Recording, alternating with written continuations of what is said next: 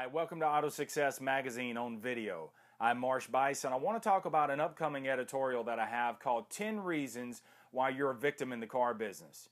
You see, it's very easy to slip into a victim mindset in your sales profession. And once you do, nothing seems to go your way. The rest of your month crashes, or your month never gets off the ground and burns. Eventually, it'll burn your whole sales career. And so when you slip into a victim mindset, you slip into the very definition of a victim. Having a victim mentality, one of the definitions of a victim is this: someone who is deceived or cheated by his own emotions or ignorance. Someone who is deceived by his own ignorance or emotions.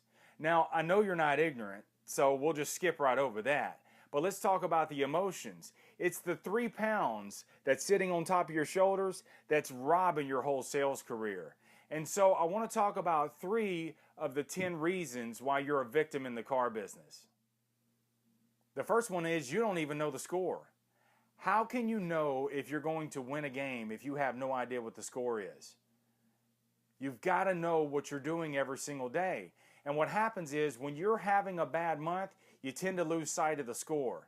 And so you take your eye off the score and you start kind of hiding and hoping things come together. Look, hope is not a strategy. You've got to know every single day what you're doing. You've got to know every single day how many belly-to-belly contacts that you're having. How many sales calls are you making? How many follow-up calls are you making? How much prospecting are you doing? How many appointments are you setting? What's the ratio of those showing up? What's your demo percentages? What's your write-up percentages? What's your sale percentages? What's your sales to delivery percentages? These are scores that you've got to know. Now, the beautiful thing about the car business is she'll forgive you anytime you're ready to be forgiven. All you have to do is you have to show up every single day and say, look, forgive me, but from this point on, I'm going to know the score. Start keeping track of what you're doing every single day. I don't care how many ups the store has. The only thing that really matters is how many do you have and what are you doing about that. When you know the score, you focus on the effort and not the result. The results will follow. I know sometimes it's very painful, and I know we've heard that time and time again, but it's so true. Focus on what you're doing every single day. If you're focusing on what you're doing, the car business will always pay you back. The second one is you take the path of least resistance. If you want the true keys to success, it's taking the path of most resistance. Look, I just lost 50 pounds this past year, and I didn't do that by taking a pill. I didn't do that by 3-second abs. I did that by getting up every single day and meeting that resistance head on. I was at the gym at 4:45 every single morning, and even though I wasn't seeing the results, I kept the resistance on. And finally, as I kept showing up, the results started to manifest. It's the same thing for you. You've got to take the path of most resistance. This is the stuff that most salespeople won't do. Most salespeople show up to work, they get out of the car, and based on what everybody else is doing, they do the same thing. The path of most resistance is A, planning your day the night before, B, working your plan when you come to work, C, planning the next day, and then working that at all times. It's doing the things that nobody else wants to do. Pay now or play later, or play now and pay later. Either way, the choice is yours. But if you want to turn this thing around, find the resistance. Give it to me. Give me all the pain you got, because you know what? I can take even more. Another reason why you're a victim in the car business is because you take a no for a yes.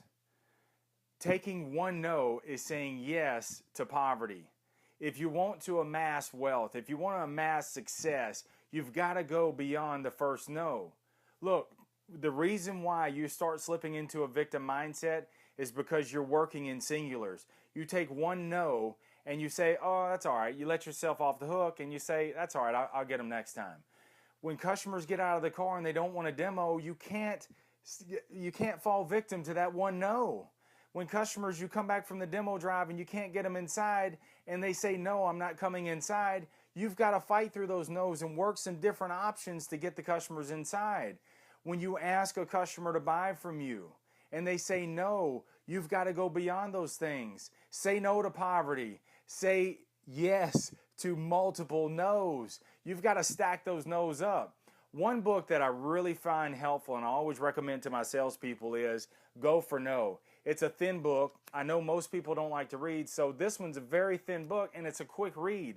But what it's going to do is it's a psychological factor that's going to help you turn your no's into yeses. The only way that you'll do that is you got to get at the plate more times. You got to take more batting practice. You've got to go out there and perfect your skills.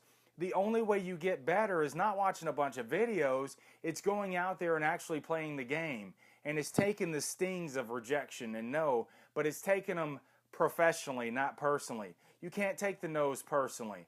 What I've got to do is I've got to notch those things up. How many no's did you get every single day? If you can amass those things, then you're going to amass a great sales career. Hey, that's all the time we have today. Look for the rest of the reasons why you're a victim in the car business coming up in AutoSuccess Magazine. Until next time, I'm Marsh Buice, and I'll see you on the blacktop.